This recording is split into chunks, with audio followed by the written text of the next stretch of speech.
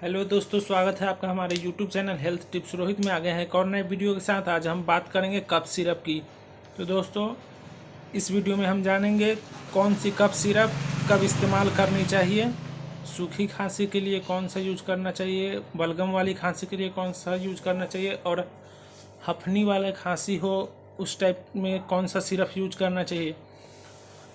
दोस्तों, हमारे पास है एक ही ब्रांड के 3 सिरप, मैनकाइंड फार्मास्यूटिकल्स का आस्थाकाइंड DX, आस्थाकाइंड सिरप और आस्थाकाइंड LS सिरप। तो सबसे पहले हम बात कर लेते हैं आस्थाकाइंड DX सिरप की।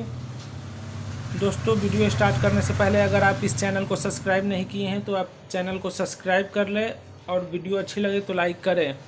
मेडिकल से जुड़ी सभी जानकारी के लिए आप इस चैनल को सब्सक्राइब ज़रूर करें। आइए बात करते हैं आस्थाकाइंड DX सिरप की। दोस्तों, आस्थाकाइंड DX सिरप में 3 कंटेंट है, डेक्स्ट्रोमेथोर्फेन हाइड्रोब्रोमाइड और क्लोरफेनिरामिन मैलेट और फेनिरामिन हाइड्रोक्लोराइड सिरप है। इसका इस्तेमाल सूखी खांसी में होता है और गले का इन्फेक्शन हो उसमें।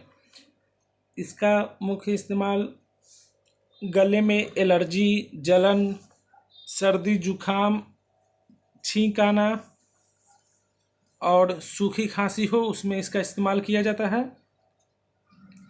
इसकी खुराक की अगर बात करें तो डॉक्टर के प्रिस्क्रिप्शन के अनुसार ही इसकी खुराक देना चाहिए। ऐसे इस सिरप पे जो बताया गया है, इस पे बताया नहीं गया है। एडल्ट के लिए 10 ml 3 टाइम चलता है। आप डॉक्टर के सलाह से ही लें। अब बात करेंगे आस्थाकाइंड एक्सपेक्टोरेंट की, आस्थाकाइंड सिरप की। दोस्तों, ये भी मैनकाइंड फार्मास्यूटिकल्स द्वारा बनाया जाता है। इसका इस्तेमाल बलगम वाली खांसी में की जाती है। इसका कंपोजिशन है terbutaline sulphate, bromhexine hydrochloride, guaifenesin expectorant. इसका काम है आपके सीने में जकड़ी हुई जो जमी हुई कफ है उसको पतला करके खांसी के समय निकलता है बाहर। इसकी डोज भी है 10-10 ml 3 टाइम और इसकी साइड इफ़ेक्ट है आपको सिरप पीने के बाद हल्की नींद आएगी। इसलिए सिरप पीने के बाद आप पहले ड्राइविंग नहीं करें और भी कोई ऐसी काम नहीं करें जिससे कि आपको नींद आने पे खतरा हो।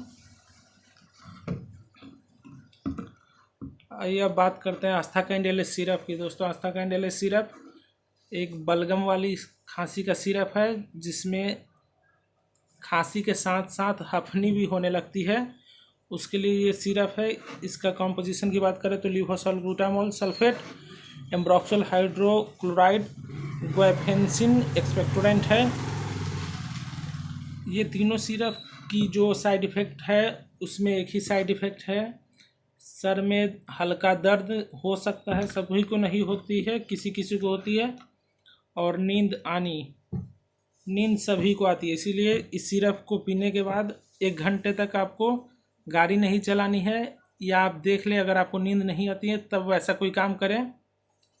बाकी आपको यह वीडियो कैसी लगी कमेंट करके बताएं।